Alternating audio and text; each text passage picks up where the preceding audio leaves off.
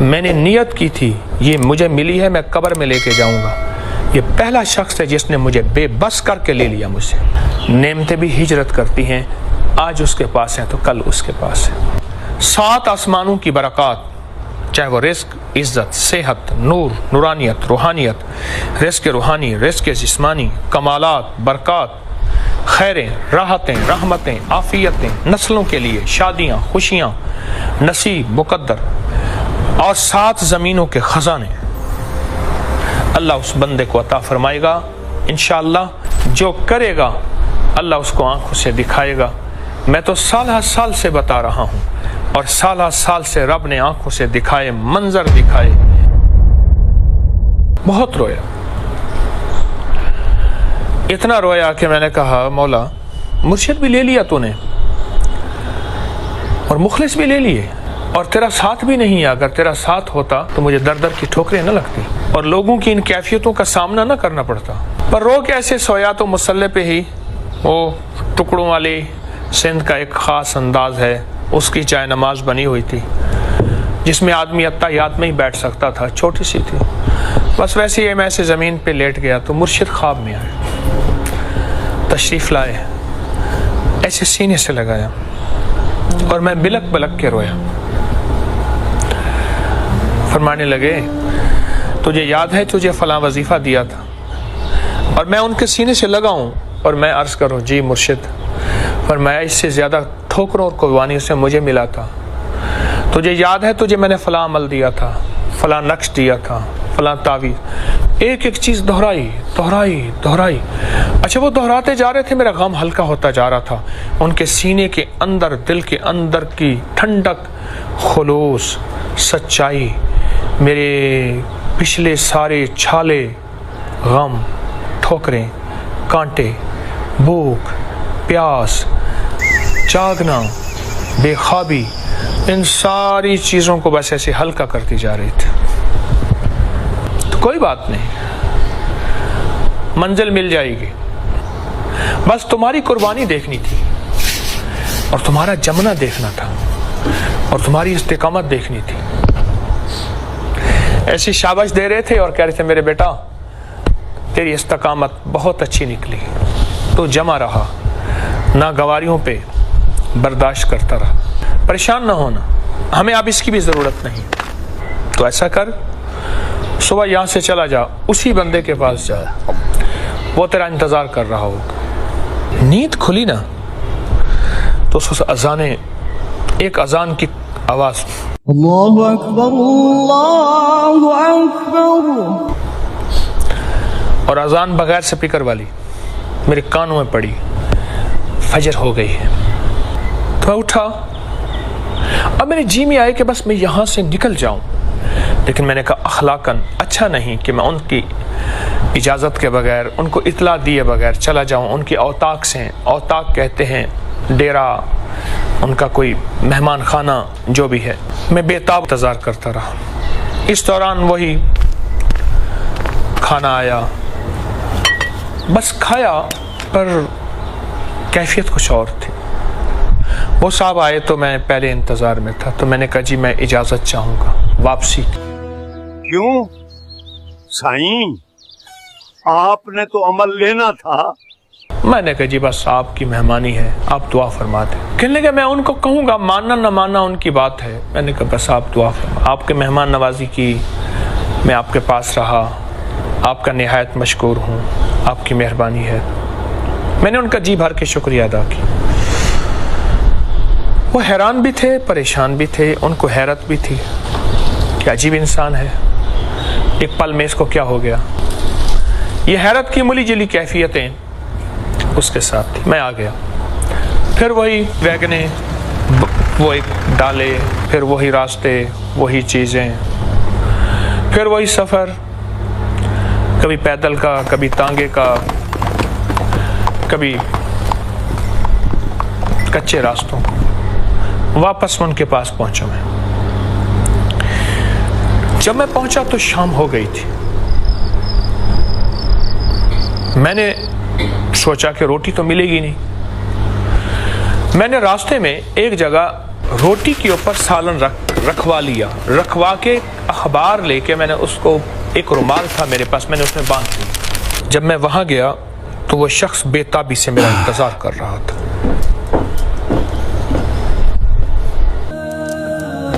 سائیں مجھے معاف کر دیں۔ میں کہا بڑے ہیں، میں تو چھوٹا ہوں۔ کہہ رہے نہیں مجھے پتہ نہیں تھا۔ کہہ رہے کھانا، میں نے کہا میں لایا ہوں۔ کہہ رہے نہیں، میں نے پہلے آپ کے ساتھ بے وفائی کی تھی، آپ میرے ساتھ چلیں۔ اچھا کھانا پکا ہوا تھا، مجھے کھلایا اور کھلا کے کہنے لگے آپ کی ملاقات مجھے بہت مہنگی پڑی۔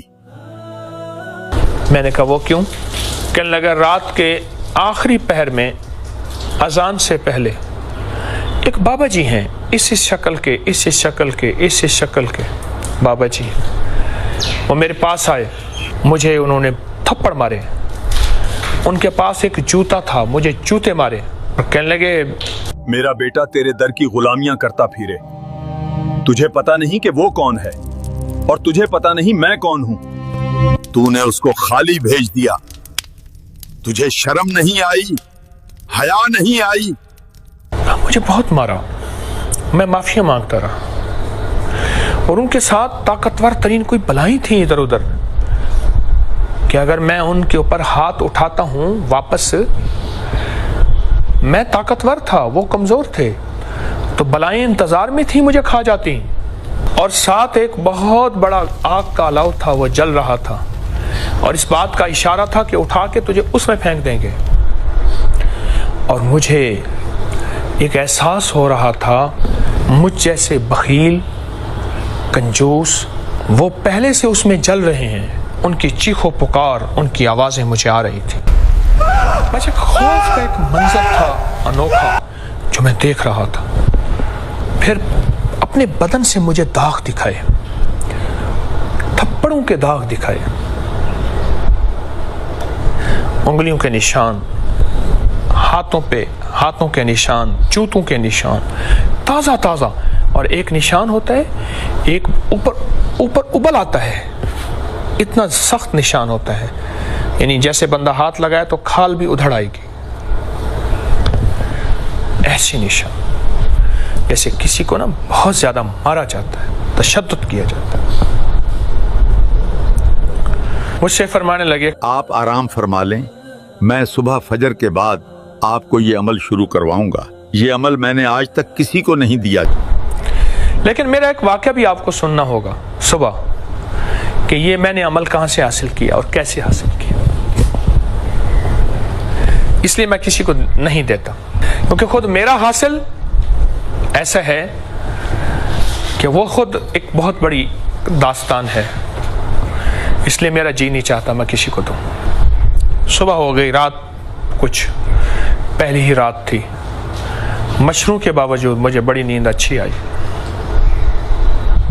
وہ صاحب آئے، ہم نے اکٹھی فجر کی نماز پڑھی، اور مجھے مکھن کھلایا، مجھے پراٹھے کھلائے، مجھے لسی پلائی، مجھے ایک سالن تھا سبزی کا وہ کھلایا، مرغی کا سالن دیسی پکی ہوئی وہ کھلائی، بہت کھانے کھلائے، اور بار بار کہتے تھے، روتے تھے معاف کر دے سائیں مجھے معاف کر دیں، مجھے نے پتا تھا کہ آپ کے سر پر داتا صاحب کا ہاتھ، وہ آپ سے اتنی محبت فرماتے ہیں۔ اور یقین جانیے اس شخص کی معافی کیفیت ایسی تھی، مجھے ہی رونا آ گیا، ترس آ گیا کہ یا اللہ میری غلطی ہے، میں نے ضد کر بیٹھا کہ میں لے کر جاؤں گا، اور میں ادھر ادھر دھکے کھاتا رہا، شاید میری ہی وجہ سے بیچارے کو سزا ملی، اور میں نے خود معافی مانگنا شروع کر دی۔ اب میں نے معافی مانگی تو بیچارہ اور پریشان ہو گیا کہ آپ کیوں معافی مانگتے ہیں۔ میں وہ داستان کیسے بتاؤں؟ یاد رکھیے گا، الفاظ کا ترجمہ ہو سکتا ہے، کیفیات کا ترجمہ نہیں ہو سکتا۔ کبھی وہ روئے، کبھی میں روؤں، کبھی وہ معافیاں مانگے، کبھی میں مانگوں، وہ معافیاں وہ مانگے جس نے مجھے در در خوار کیا تھا، میں معافیاں مانگوں کہ میری وجہ سے آپ کو اتنی بڑی سزا مل گئی۔ بس یہ کشمکش تھی، اس میں ندامت دل میں، میرے دل میں ندامت۔ پھر قرآن پاک اٹھا کے لے آئے، ایک ہاتھ کا لکھا ہوا کلمی مخطوطہ تھا، لکھا ہوا قرآن پاک تھا، ہاتھ کا لکھا ہوا، اس پہ سورۃ فاتحہ نکالی۔ مجھے کہنے لگا آپ دیکھتے ہوئے سورۃ فاتحہ اس وقت تک پڑھیں جب تک آپ کو روکوں نہ اور انگلی نہیں رکھنی۔ کیوں؟ ورقہ بہت خستہ تھا، ٹوٹ جاتا تھا۔ میں پڑھتا رہا حتیٰ کہ اشراق ہو گئی، مجھے پتہ نہ چلا، چاشت ہو گئی، مجھے پتہ نہ چلا، 10-11 بج گئے، پتہ نہ چلا، 12 بج گئے، پتہ نہ چلا، سورج سر پہ آ گیا اور سورۃ فاتحہ پڑھتا رہا۔ آخر میرے کندھے پہ ہاتھ رکھ کے پیٹھ پہ کہنے لگا، سائیں بس۔ سائیں، میں نے آپ کو سورۃ فاتحہ بخش دی۔ اور یہ جب اس نے بخش دی نا تو وہ ڈوب گیا، رو پڑا اور ایسے ہاتھ رکھ کے پلک کے رونے لگا۔ میں نے نیت کی تھی یہ مجھے ملی ہے، میں قبر میں لے کے جاؤں گا، یہ پہلا شخص ہے جس نے مجھے بے بس کر کے لے لیا مجھ سے۔ اور کہنے لگا، سائیں مجھے اب پتہ لگا آپ کون ہیں، میں دل سے دے رہا ہوں، دل سے دے رہا ہوں، اور آپ کی 7 نسلوں کو دے رہا ہوں، 7 نسلوں کو دے رہا ہوں، 7 نسلوں کو دے رہا ہوں۔ اب آپ سورۃ فاتحہ کے عامل ہیں۔ اب اس سورۃ فاتحہ کو اگر اب آپ کھانے کے دوران بسم اللہ الرحمن الرحیم کے ساتھ 7 دفعہ پڑھیں گے تو اب لفظ سنیں جو اس نے کہے اور میں نے پائے اور جس کو دیے اس نے پائے۔ 7 آسمانوں کی برکات من السماوات والارض، اور 7 زمینوں کے خزانے اسے ملیں گے جو ہر کھانے اور پینے کے دوران 7 بار سورۃ فاتحہ ہر دفعہ بسم اللہ الرحمن الرحیم کے ساتھ پڑھے گا۔ سائیں یہ عمل ہے، بس یہی کچھ ہے۔ آپ یقین جانیے جب اس نے یہ عمل دیا، قرآن پاک کو بند کیا اور وہ گھر رکھنے گیا، بہت رویا، مولا تیرا نام اتنی مشکل سے ملتا ہے اور تیرے نام کے متلاشیوں نے کیا کیا قربانیاں کی ہوں گی، کیا کیا مجاہدے کیے ہوں گے۔ مولا میں نے تو تھوڑی سی قربانی کی، میرے لیے بہت بڑا پہاڑ ہے اور بہت بڑی میرے لیے ایک داستان اور کہانی ہے۔ میں امام ترمذی کے مزار پہ کھڑا تھا، حکیم ترمذی کے مزار پہ، ترمذ میں، ایسے سامنے دریائے آمو تھا، ایسے کھڑا تھا اور ایک دم میری اچانک سوچوں کے دھارے کہاں چلے گئے۔ کتنے درویش ایسے تھے جنہوں نے دریائے آمو میں کھڑے ہو کر، دریائے آمو روس کے بڑے دریاؤں میں ہے، وہ بہت بڑا دریا، بہت بڑا دریا، اس کے ادھر افغانستان ہے۔ مولا اس دریائے آمو میں کتنے درویشوں نے چلے کیے، کتنے درویشوں نے تیرا نام لیا، کتنے درویشوں نے اس دریائے آمو کو کشتیوں کے ذریعے پار کیا اور اللہ کی تجلیات اور کمالات دیکھیں، کیونکہ روایات میں آتا ہے دریائے آمو کے اپنا پیندے میں نیچے تہہ میں روحانیت اور معرفت کے خزانے پڑے ہیں۔ یہ ان کو پتہ ہے جو جانے، ہم نے سنے۔ اور اگر میں اس سارے واقعے کو بیان کرنا شروع کر دوں تو 2-2.5 گھنٹے کی داستان ہے ناگواری ہوں، اور میں آپ کو سناتا جاؤں اور آپ سنتے جائیں، یقین والے سبحان اللہ کہتے جائیں اور بے یقین کہتے جائیں کہ یہ کیا کہانی ہے، طوطا کہانی ہے، اور کیا دکانداری ہے اور کیا شعبدے بازی ہے۔ دیکھو بات سنو، دکانداری شعبدے بازی تو تب کروں کہ یہ ایک میں گیا تھا ہمالیہ کے پہاڑ پہ، وہاں ایک پتھر ملا تھا، اس میں سے مجھے ایک دوائی ملی تھی، میں نے ایک دوائی بنائی، ایک پڑیا 5,000 روپے کی ہے، جو کھائے گا وہ یوں ہو جائے گا، یوں ہو جائے گا۔